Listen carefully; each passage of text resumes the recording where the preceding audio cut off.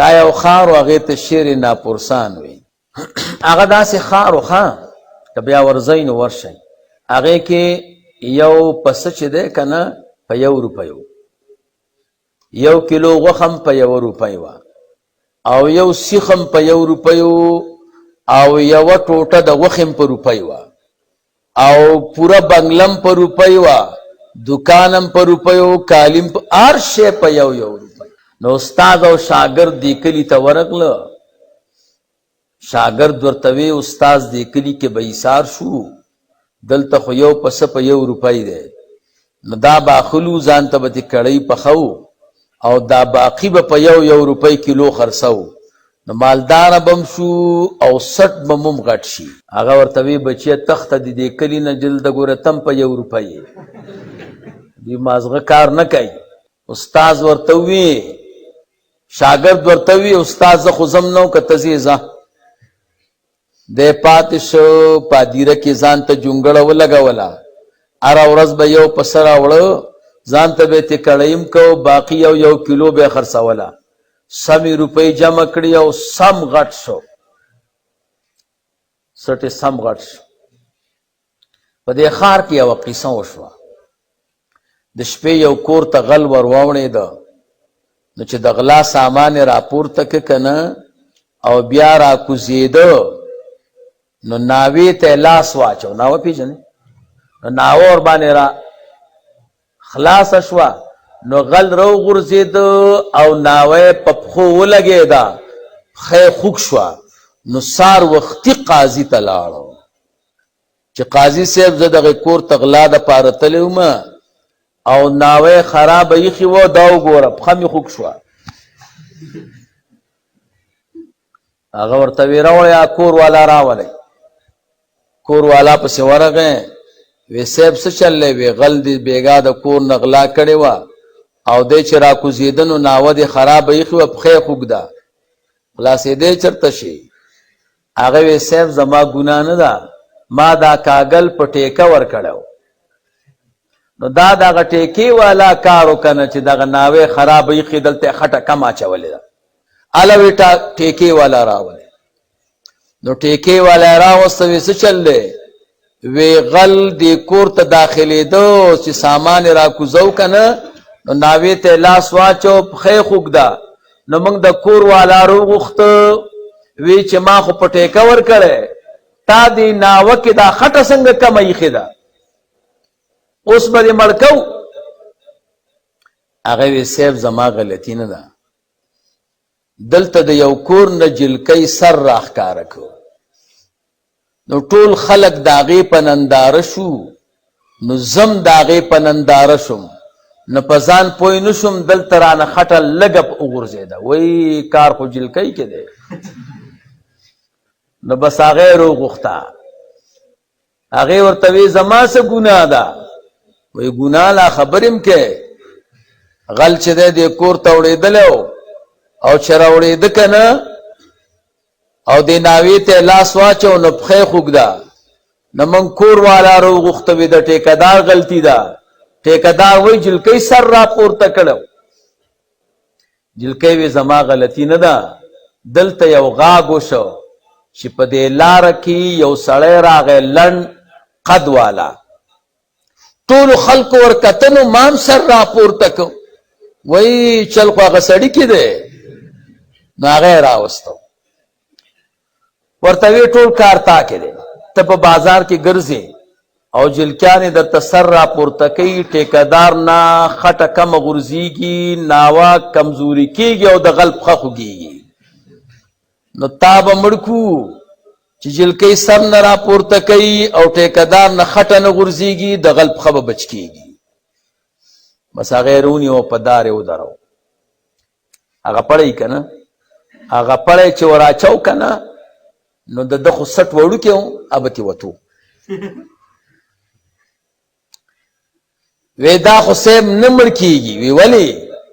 ویل د ده سټ وړوکی دی او ویل دا پړی ته وځي.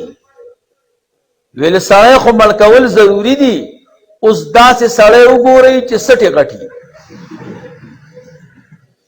نو بس ګرځېده ګرځېده صوفي صاحب هدیره کې ناست و، جونګړه کې بس پولیس ورله وی دا صحیح دی. ورته وی بادشاه دی غواړي، وی څه کوي؟ وی انعام درکوي. بس رامنډې کړه. چې رامنډې کړه هغه پړی چې وکته بالکل برابر و. بس اعلان یې وکړو چې سبا ته به قاري صاحب چې دی دا په دار کېږي. ولې؟ ویلې لنډ سړی په بازار کې ګرځي، جلکۍ سر راپورته کوي، ټیکهدار نه خټه غورځېږي، د غل پښه خوږېږي. خو چونکې د غټ سړي سټ وړوکی دی، پړی پکې نه راځي، د هغې په ځای به قاري صاحب په دار کېږي. نو استاد خبر شو چې دې کمکل ته مه ووي دلته مه اوسېږه.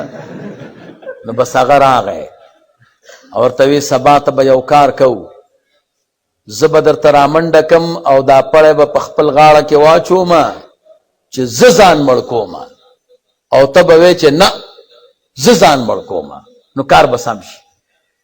نو سبا ته چې په هغه کنده ودرو که نه، استاد راغی ورمنډه کړه چې استاد ځئ مو ځان مړ کې ته. بس هغه پړی خپل غاړه کې واچو. ده راته وی چې نه زه ځان مړ کوم، بادشاه په ما فیصله کړي، زه حقدار یم. بادشاه ورته دا کومه کیسه ده؟ جنګ هم دی یو وی زه ځان مړ کوم. استاد ورته وی بیګا ما خوب ولیده چې څوک هم سبا ته مړ شه که نه نو سیده به جنت ته ځي. نو زه استاز یم، دی زما شاګرد دی، دی زما نه څنګه مخکې جنت ته ځي؟ بادشاه ورته یو خطرناکه څپېړه ورکړه. ویلې باچا زه یم او جنت ته مخکې تاسو ځئ. بس پړی غاړه کې واچو، انا لله و انا الیه راجعون.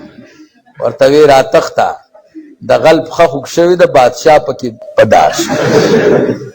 فرعون خپل نوم نو، د فرعون نوم دی قابوس، یې نوم دی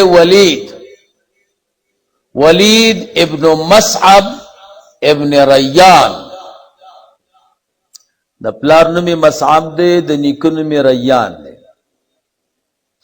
دا اصل کې د شام او غریب سړی و، مفسرینو لیکلی دی، او سم قرضدار شو. نو دې دپاره چې قرضونه مې ختم شي نو راغی مصر ته. مصر ته چې راته باندې خلکو خټکي، هندوانې، میوې خرڅولې. یو بار د خره چې و په 15 روپیو، په څو دی چې نن لاړه منډۍ ته نو هلته یو خټکی په 15 روپیو. د وی واله که ما موته بیا دې موته، دا خو تجارت ځای خو دا دی. ای باندې د خر یو بار په 15 دی او دننه منډۍ کې یو خټکی په 15 دی. نو خو همدا به کومه که نه. نو خر را پیدا که او بار یې که. نو چې را روان شه نو په لاره کې ورته پولیس ولاړو. نو هغوی ته رشوت واغسته، بیا بل منډۍ ته چې راورسېده یو خټکی ورته په 15 روپۍ غورځېدله.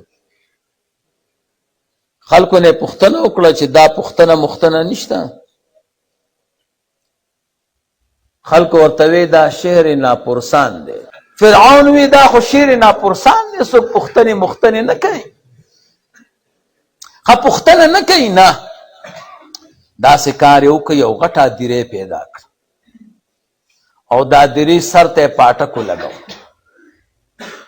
وی چې څوک مړی خښی 15 روپۍ به راکوي. بس چې چا به مړی راوړه، چا ته راولې؟ بادشاه ته غږ یې نه کوو. دې کې د وزیر په خپلوانو کې څوک مړ شو، مړی را روان کړی ده، ورته لکړه راښکته کړه، ویل 15 روپۍ روباسه. هغه وی چا ته راولې؟ بادشاه. روپۍ خو یې ورکړې، به بادشاه ته وزیر وی چې عجب کار کوې، مړو باندې دې هم ټکس مقرر کړو. هلته سړی ولاړ دی، خلکو نه 15 روپۍ اخلي. نه فرعون یې روغوښتم. ورته وی ته چا نه راولې؟ وی چا نه یم دراولی.